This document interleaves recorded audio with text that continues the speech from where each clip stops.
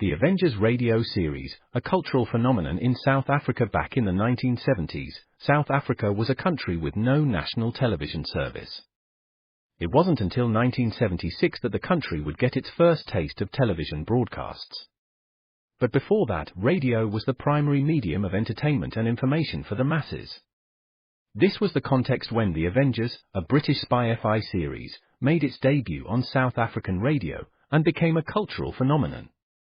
The Avengers was a British television series that originally aired from 1961 to 1969.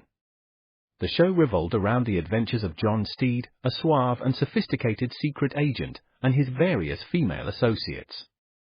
The series was a unique blend of traditional spy thriller elements with science fiction and fantasy, which set it apart from other shows of its time. While the series was hugely popular in the UK and had also made a significant impact in the American markets, being one of the rare British series given a network transmission slot, it was virtually unknown in South Africa. This was primarily due to the lack of a national television service in the country until 1976. However, as a film series, The Avengers was able to gain some exposure in South Africa through film rentals. But it was the launch of the radio series that truly brought The Avengers to the masses in South Africa. Come and listen at www.myclassicradio.net. The Black Museum.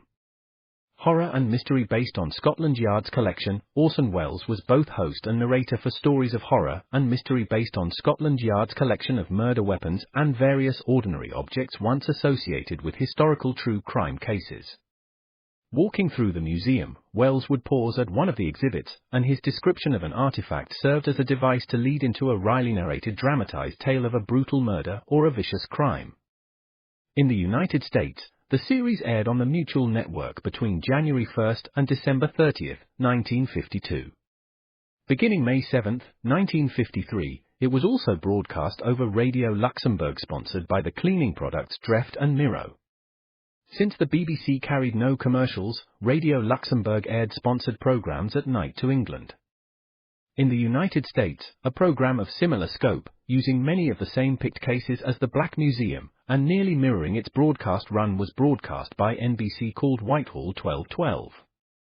The two shows were different in the respect that while Whitehall 1212 told the story of a case entirely from the point of view of the police starting from the crime scene, the Black Museum was more heavily dramatized and played out scenes of the actual murders and included scenes from the criminal's point of view.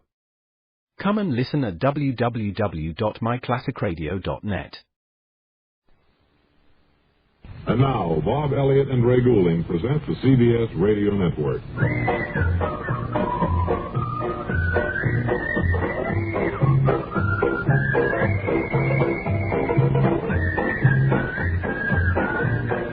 Hi again, everybody. Welcome back to the old Bob and Ray Show. And let's go right over to the window, Bob, huh? Yeah, okay. We're talking about this window and telescope we have here. Stop by the big Bob and Ray popcorn bowl. Have a handful. You gotta watch that waistline, you know. That's right. You were so correct. We had an idea today, because of the addition of this Bob and Ray 10-cent telescope that we've put up in front of the picture window. We thought maybe somebody from our studio audience, someone who has a terrific way with words, who has a good command of English language, could come up and kind of describe for the listener what he sees, because we don't talk so good. And is there anybody here who would like to look through the telescope? I have a nice command of the English language. All right, come on up here. The big smile. Big smile and a very nice voice. Coming to our microphone now, and he's freshly shaved or shaven, and you look the picture of tonsorial splendor, say. Well, thank you very much. Paul Burke is the name. Paul, you know what we want you to do is kind of describe the thing. We have a little romantic music here. Do you want to start right now? All right. Maybe if I use this microphone and then I'll let... All right. In your own words, you know. Oh, fuzzy New York, enchanting, dreamlike in your haze, ephemeral in your mist, fog as your handmaiden. You are as obscure as a palm on a hand that's a fist. Wait just a minute, Paul. I don't think you're seeing too much through the telescope. I better put a dime in. Oh, all right, Bob. There we are. Okay, Paul, go ahead now. Oh, swing, eye of time. Swing through the precise air. Bring me a sight. Perceive me a vision of concrete canyons, of asphalt valleys, bending to the will of the wheel, of flickering lights that hold multitudes. Guess you're looking at some pedestrians trying to cross the street, huh? Helter-skelter they run, a million menials, pelted by a welter of chrome and tail finials. Well, that's enough of that, Paul. I think you'd better swing the telescope around for some other color commentary. How about that direction there? All right, Bob. A graceful ribbon spirals, turning here, turning there, stopping only to bisect itself occasionally, only to continue on toward the black obscurity, her back burdened by the weight of angry steel, and the mist that settled once before comes back like a pall. I see unclearly, but... Paul, I think what happened here, your dime is used up. It's just as well. I don't think people care much about the approach to the Holland Tunnel. Okay, Bob. Okay, now look through the telescope and do something interesting this time, will you? Oh, seller of newspapers hawking your wares, communicator of worldly affairs, sell your papers, my good man. Sell them for a nickel or a dime. Oh, no good, Paul. Try swinging it to the left, will you? Okay, Bob. Oh, man with a top hat and a whip, elegance to cadence, your face lined with 1,000 good times past, your future a montage of merriment, though fop you may be. Wait, let me look through that. Okay, Bob. Let me take a look here. That's not a fop. He drives a handsome cab. Paul, I think I've spotted a nice thing for you to poetize, though. Take a look here. All right. Oh, perfidious, hideous clock, you beckon time twice with 2 hands. Oh, evil reminder with your gears and mechanisms. That's right, Paul. Time's about up. Oh, rotten timepiece with your malevolent numbers. Would it that I were able to fly, I would hold your hands and prevent you. Oh, come on. All right, Bob. Paul, thanks for You think I sharing. have a nice flow of language? Yes, you do, but I don't know whether it's really fit or not. But thanks for your color description of New York City, and come back again when free verse is more popular. I think it'll go over better at that time. And thank you for the music, Mr. Music. That's very nice accompanying over there. And would you move along now to that documentary-type music, Pierre, please? If you would, I'd appreciate it. Friends, we've done it again, haven't we? Yes. The Bob and Ray overstocked warehouse is bulging at the seams once more. An inestimable damage to our financial resources, we have managed to purchase 1,217 sets of genuine brass door chimes. We were able to wheel and deal them to conclude this transaction successfully, and it was in itself a coup, comparable to the purchase of old Manhattan Island from the Indians, we think. So reluctant were the brass door chime people to let their merchandise go that as we were leaving with the genuine brass door chimes, we were roundly booed by the rank and file of the company. To this day, we still receive threatening phone calls from the president of the company, who murmurs dark promises of revenge and suit. Now that's how excellent these genuine brass door chimes are, friends. However, the new foreman of the door chime company turned out inexplicably to be tone deaf. Before this shortcoming was discovered, the aforementioned 1,217 sets of door chimes were produced. So, the chimes are, in a mildly fashionable way, a bit off-key. And that's why we're offering them to you at a price so low, it can't even be mentioned on the air. That's right. We're afraid of surging crowds and the attendant tramplings that go with them. So, under separate cover, we intend to mail out the price to the anxious thousands of folk who will surely want some idea of what these genuine brass door chimes will cost. But before you make up your mind, we want you to listen to a set of these genuine brass door chimes. Think we ought to let them, Bob? We'll have to hire special police to beat off the crowd staring to the of the studio. Yeah, well, I think we'll have to risk that, Ray. All right. Will you press the button that sets off the chimes, please? Okay.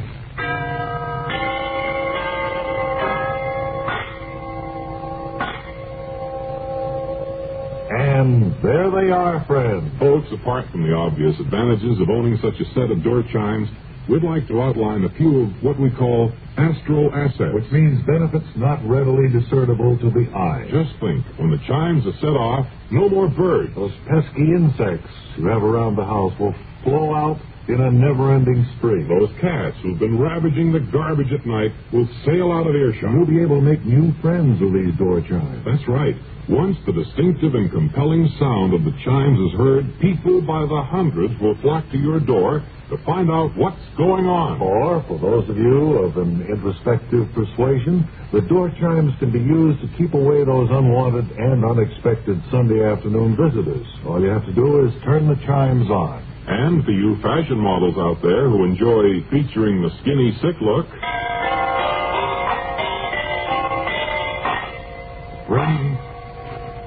ring the chimes and you'll do what we just did. turn pale. Really something you should all be with and shouldn't be without. Now, that's right. We went to a peck of trouble getting these genuine brass door chimes. So write to us, care of Brassy, CBS Radio, 485 Madison Avenue, New York City, for our under separate cover prices. And write on your postcard, awesomely low-priced door chimes. And we'll know what you mean.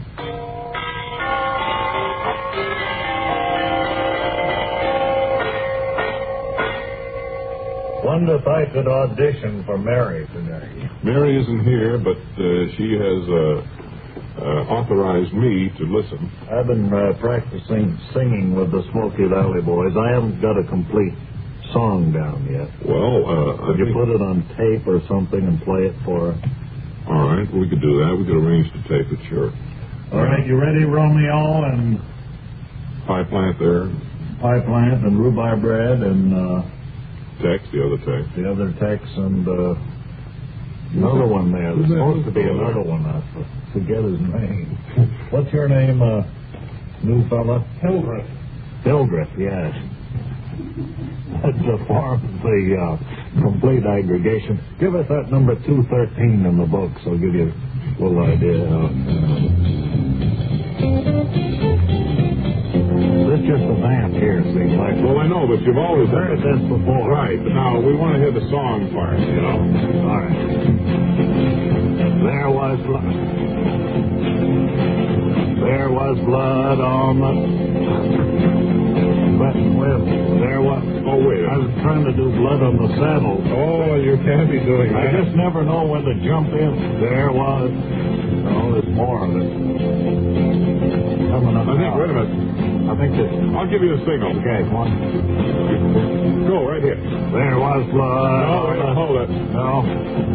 I don't think... San Antone. All right. Cut it out. Fellas.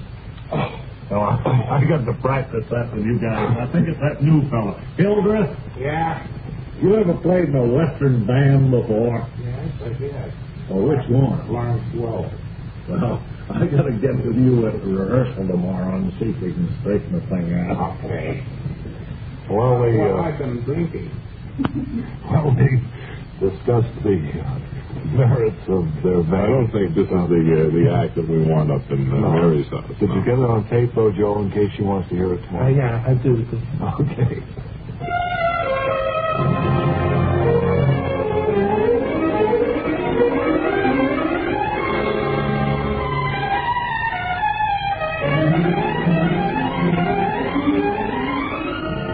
Welcome to This Place for Heroes. Dramatized events in the lives of ordinary citizens who never gave in, but waged a fight against unfairness, duplicity, and corruption. Today's dramatization concerns the fearless small-town newspaper editor, Fred John Wassell, whom we'll meet after our story.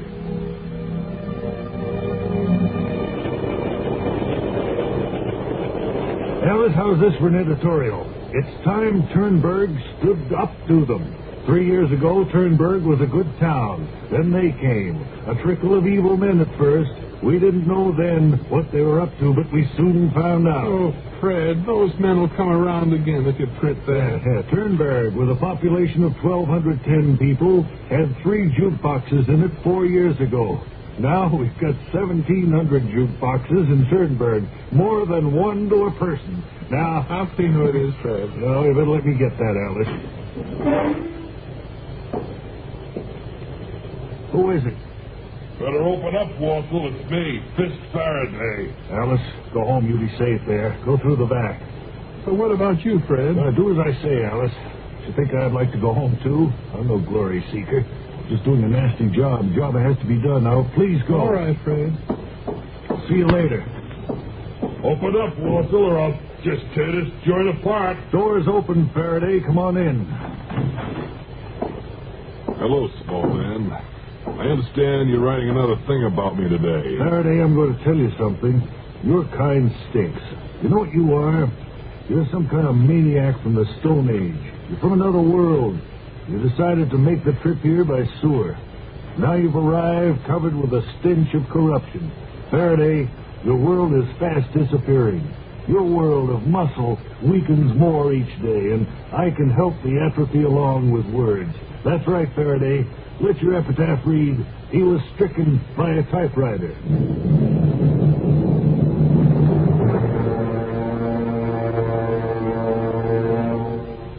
And that was the courageous stand taken by editor Fred John Wassel. And now I'm sure you all want to meet the real Mr. Wassel. Sir, I'd like you to say hello to the many fans you've made with your magnificent display of nerve. Hello. I'm glad to be here. I understand the wire was removed from your jaw yesterday, Mr. Wassel. That's right, and I'm glad it was, too. Alice is teaching me to walk again. Now I can tell her to stop when I get tired. But all this that's happened to you, Mr. Wassel, it really isn't important. The important thing is that what the jukebox situation is like back in Fecthenberg these days, right? That's what we'd like to hear about. Well, I understand they put 7 jukeboxes in my newspaper office. I really don't see how I'll get around the office with all that crowding. And your wife Alice tells me that you have to put in your own money, and whatever it is in the machine has to be turned over to Faraday. That's the understanding, yes. Fred John Wassel, there isn't much I can say. You've said it all for us in words and in deed. You're a hero, and this is the place for heroes. Here on This Place for Heroes. And that's it for now. We'll be back to preview tomorrow's lucky musical note in just 10 seconds.